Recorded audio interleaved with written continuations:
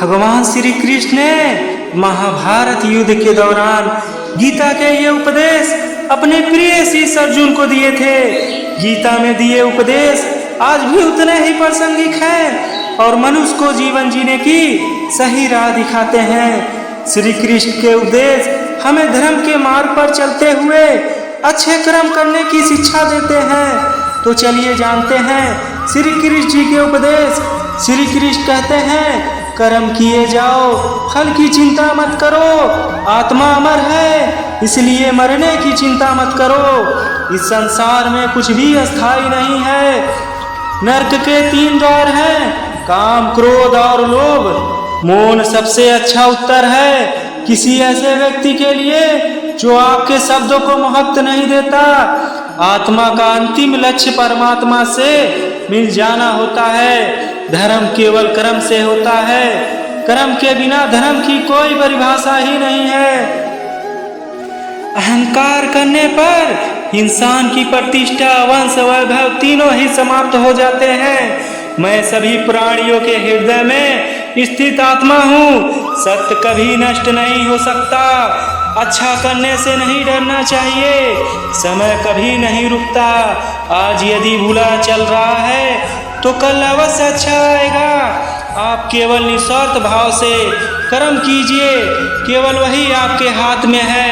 मनुष्य कितना भी गोरा क्यों ना हो, परंतु उसकी परछाई सदैव काली होती है। मैं श्रेष्ठ हूँ यह आत्मविश्वास है, लेकिन सिर्फ मैं श्रेष्ठ हूँ यह अहंकार है। व्यक्ति की जो चाहे बन सकता है यदि विश्वास के साथ इच्छित वस्तु पर लगातार चिंतन करे। प्रेम सदैव माफी मांगना पसंद करता है और अहंकार सदैव माफी सुनाना पसंद करता है। जो रास्ता ईश्वर ने आपके लिए खोला है उसे कभी भी कोई बंद नहीं कर सकता। मनुष्य का जीवन केवल उसके कर्मों पर चलता है। जैसा कर्म होता है वैसा उसका जीवन होता है।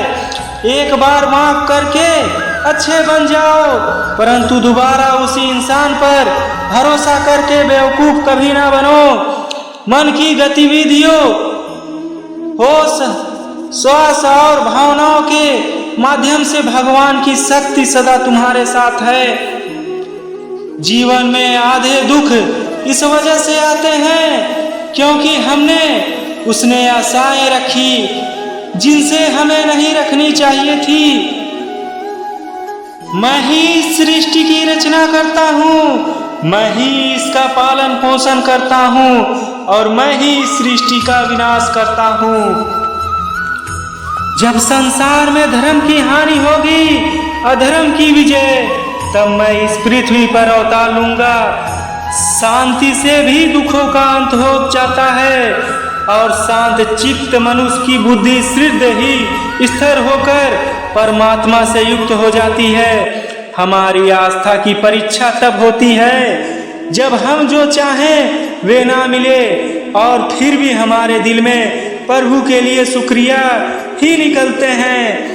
लोग हंसकर सच कहने से बचते हैं या डरते हैं, पर सत्य कभी छुप नहीं सकता और ना ही कभी मिट सकता है। कितना भी छुपा ले पर सच तो उजागर हो ही जाएगा। जो बात सच पर आधारित हो उसे करने या कहने और मानने से कभी नहीं डरना चाहिए। इच्छा पूरी नहीं होती तो क्रोध बढ़ता है और इच्छा पूरी होती है तो लोभ बढ़ता है। इसलिए जीवन की हर स्थिति में धैर्य बनाए रखें। धर्म केवल रास्ता दिखाता है लेकिन मंजिल तक तो क्रम ही पहुंचाता है। वह जो सभी इच्छाएं त्याग देता है, मैं और मेरा की लालच तथा भावना से मुक्त हो जाता है, उसे शांति प्राप्त होती है। श्री कृष्ण ने कहा है, अगर तुम्हें किसी ने दुखी किया है तो बुरा मत मानना। लोग उसी पेड़ पर पत्थर मारते हैं जिस पेड़ पर ज्यादा मीठे फल होते हैं। स्वार्थ से रिश्ते बनाने की कितनी भी कोशिश करें, वे कभी नहीं बनते हैं, और प्रेम से बने रिश्तों को कितना भी तोड़ने की कोशिश करें वे कभी नहीं टूटते हैं। अगर व्यक्ति शिक्षा से पहले संस्कार, व्यापार से पहले व्यवहार और भगवान से पहले माता पिता को पहचान ले तो जिंदगी में कभी कोई कठिनाई नहीं आएगी। जिस मनुष्य ने जवानी में बहुत पाप किए हैं उसे बुढ़ापे में नींद नहीं आती। श्री कृष्ण कहते हैं कि मनुष्य को अपने मन को बार बार समझाना चाहिए कि ईश्वर के भी सिवा उसका कोई नहीं है। परिवर्तन इस संसार का नियम है। कल जो किसी और का था आज वे तुम्हारा है एवं कल वे किसी और का होगा। विषयों का चिंतन करने से विषयों की आसक्ति होती है, आसक्ति से इच्छा उत्पन्न होती है और इच्छा से क्रोध होता है, क्रोध से सम्मोहन और अविवेक उत्पन्न होते हैं। जो कुछ हुआ अच्छे के लिए हुआ, जो हो रहा है अच्छे के लिए हो रहा है, जो होगा वह भी अच्छे के लिए होगा। मेरे लिए ना कोई दृढ़ है और ना ही कोई प्रिय है, ना कोई निर्धन है और ना ही कोई धनी, बस जो भक्ति भाव से साथ मुझे याद करते हैं मैं उनका हूँ और वे मेरे। आप वही हैं जिसमें आप विश्वास करते हैं, आप वह बन जाते हैं जो आप मानते हैं कि आप बन सकते हैं। अगर तुम अपना कल्याण करना चाहते हो तो सभी तरह के उपदेशों, सभी के धर्मों को छोड़कर मेरी शरण में आ जाओ। मैं तुम्हें मुक्ति प्रदान करूंगा। जिस इंसान के चारों तरफ नकारात्मक लोग रहते हैं उस इंसान का मंजिल से भटक जाना तय है। जिंदगी में सब कुछ खत्म होना जैसा कुछ भी नहीं होता, हमेशा एक नई शुरुआत हो हमारा इंतजार कर रही होती है। इंद्रियों के अधीन होने से मनुष्य के जीवन में विकार और परेशानियां आती हैं। सुख दुख का आना जाना सर्दी गर्मी के आने जाने के जैसा ही है, इसलिए इन्हें सहन करना सीखना ही उचित है। निर्बलता अवश्य ईश्वर देता है, परंतु मर्यादा मनुष्य का मन खुद निर्माण करता है। जीवन में वाणी को संयम में रखना अनिवार्य है, क्योंकि वाणी से दिए हुए घाव कभी भरे नहीं जा सकते। मनुष्य उसके लिए शोक करता है जो शोक करने के योग्य नहीं है, और फिर भी ज्ञान की बातें करते हो। बुद्धिमान व्यक्ति ना जीवित और ना ही मृत व्यक्ति के लिए शोक करते हैं। मैं हमेशा तुम्हारे साथ और तुम्हारे आसपास रहता हूँ, चाहे तुम कुछ भी कर रहे हो। जो हुआ अच्छा हुआ, जो होगा अच्छा होगा। स्वयं को मुझ पर छोड़ दो, अपने कर्म पर ध्यान दो। कर्म ऐसा जो स्वार्थ रहित पाप रहित हो। जीवन में समय चाहे जैसा भी हो परिवार के साथ रहो। सुख दुख हो तो बढ़ जाता है और दुख हो तो बढ़ जाता है।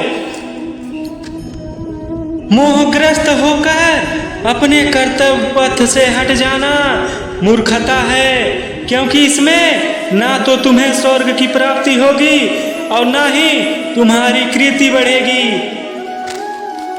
श्री कृष्ण कहते हैं कि सत्संग ईश्वर की कृपा से मिलता है, परंतु कुसंगति में पड़ना मनुष्य के अपने ही हाथों में होता है। कर्म का फल व्यक्ति को उसी तरह ढूंढ लेता है जैसे कोई बछड़ा सैकड़ों गायों के बीच में अपनी माँ को ढूंढ लेता है। इस संसार में कुछ भी अस्थायी नहीं है। मैं सभी जीव में विद्यमान हूँ। मैं चींटी, मैं भी विद्यमान हूँ, और मैं हाथी, मैं भी विद्यमान हूँ। मेरे भी कई जन्म हो चुके हैं, तुम्हारे भी कई जन्म हो चुके हैं। ना तो मेरा अंतिम जन्म है और ना यह तुम्हारा अंतिम जन्म है। व्यक्ति कर्म करने से कभी छुटकारा नहीं पा सकता है। इसलिए तुम्हें हमेशा कर्म करते रहना चाहिए, क्योंकि कर्म के बिना तुम्हारे शरीर का निवारण नहीं हो सकता। परिवर्तन ही संसार में अस्थाई है, इसलिए परिवर्तन से नहीं भयभीत नहीं होना चाहिए।